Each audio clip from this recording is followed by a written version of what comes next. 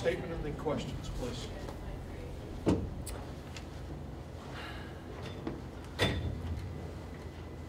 I don't really believe in moral victories, so I don't really want to go there. I think this team is trying to learn, and this is something that we work on a daily basis at since April, that when you play hard, when you play with heart, when you play with purpose, and when you play together, you could do some things. We showed that we can play. You know, we can make people uncomfortable. We have to make our shots, which today we did. We shot one of our best percentages of the year for a game at 47.9. We're averaging around 32%. So, but that also has to do with the way we shared the ball and how we handled those kind of things. You know, but now what I want to do, so great, you know, woohoo, we played with Drake, yay, you know, Drake's really good. But what's more important to me is what are we going to do on Sunday? What are we going to do on Sunday? Because we've done this all year long where we've had a good game and then laid an egg. Had a good game and then laid an egg. That's what we did at Valpo. We had a good game because Valpo's tough to guard. I don't care what anybody says. They're tough to guard. And then at Loyola, we laid an egg. If we played any kind of defense that was close to what we did with Drake tonight, we could have won that game. But, you know, the intensity came about because they got excited to play Drake. Everybody, I mean, that's everybody's UConn in our league right there. And I mean, and that's a good comparison because they have that kind of string going on. You know, you have to give them an incredible amount of credit for everything that they've done. And unfortunately, we were the 46th victory for them. Questions, please. It didn't look like it was going to be that way, though, for most of the game. I mean, it sounds trite, but, you know, they won 46 games because they don't get rattled, obviously, and they didn't in the fourth quarter.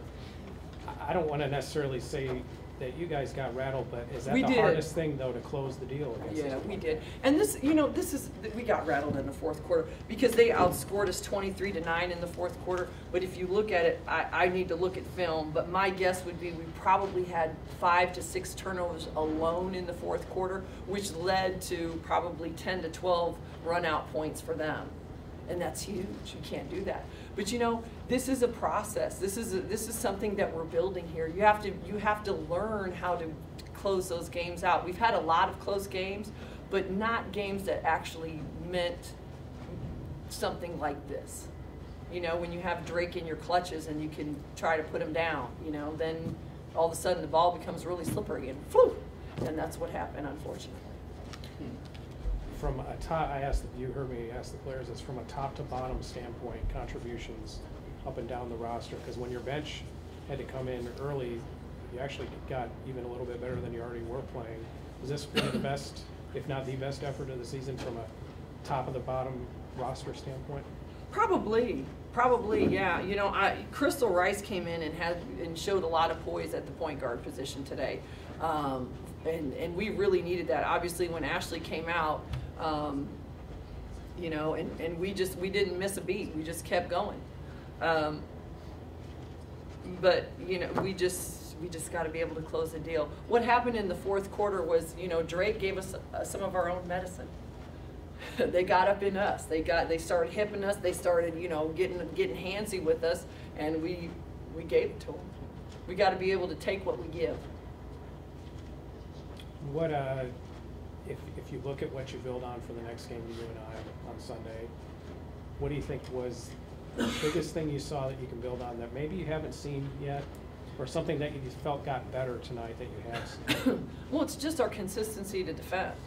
You know, every single person that came in was determined to do what we were asking them to do the whole night. We knew that in order to compete with somebody like Drake, you have to play for 40 minutes, and actually it was 45 minutes. But you've got to play for 40 minutes. You know what I mean? You've got to do what you got to do that and above the minutes. Like I said before, you know, I don't want to talk about, you know, what I really want to build from here is what are we going to do on Sunday? Are we going to come and play hard? As hard as we played against Drake, are we going to play that hard against UNI? That's what I want to see. We haven't been able to put 2 of those games together yet in the Valley. And that's what's important. Because if you think about later on in the tournament play or something like that, you know, you don't even have a day off.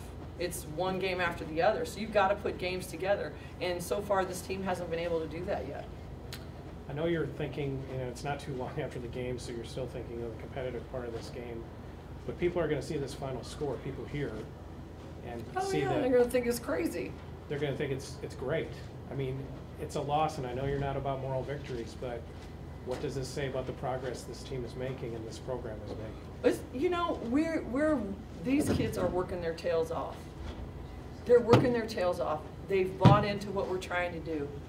It's hard to do it all the time. Like, it sounds like a dumb quote or dumb thing that I say, but it's hard to work hard. But it is, consistently every single day. But that's what it takes. That's what it takes to be a great team. Not only working hard, but working smart. So we're working on both of those. We've got to get that basketball IQ to come up with our hard work too. You know, it's kind of like a 2-stage process. And we just, you know, we're just going to battle it out every single day and keep trying to get better. I mean, that's the goal. Anything else? 3 players in double figures tonight. I think the most notable, the one that stands out to me, is the performance of Deja Smith. Can you just talk about her performance tonight? Deja came out with no fear. I mean, when Deja decides she wants to play, she's hard to handle. She really is, because she's athletic as all get out.